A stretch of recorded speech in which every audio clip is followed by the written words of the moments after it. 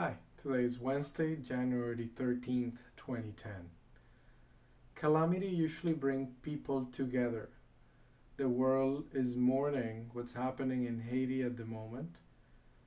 It's the biggest news event of the day, of the week, perhaps the month. But we will all move on. We will forget. We'll leave it behind, like any other tragedy in recent history, the tsunami, and many other earthquakes or flight accidents.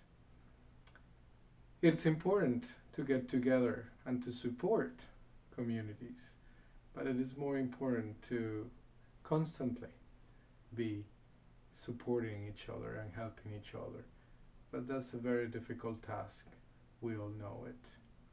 My book of the day is dedicated to the people of Haiti, but it's also dedicated to all the people struggling in our world, including ourselves, because we, in many ways, have our own struggles.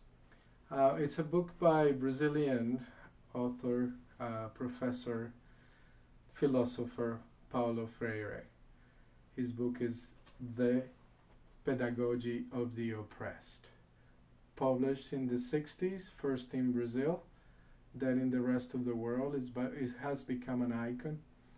It has become probably the most read book in adult education and in critical pedagogy. The Pedagogy of the Oppressed, it examines that struggle for justice and equity within the educational system and proposes a new pedagogy where we look at the way we are being educated and educating others. So it's an interesting book. I have to admit that it's a bit difficult to read, although not impossible. It's got brilliant moments, breakthroughs, and if you are interested in education, if you're interested in new ways of looking at education, even though this book it's almost 40 years old, it is very modern, it is very real because of the dynamics of the world we live in today. So, La Pedagogía del Oprimido, libro de Paulo Freire, autor, profesor, filósofo brasilero que murió en los años 90. Es un clásico que vale la pena leer sobre la pedagogía crítica. Freire left us in the 1990s, but his legacy has outlived him. And again,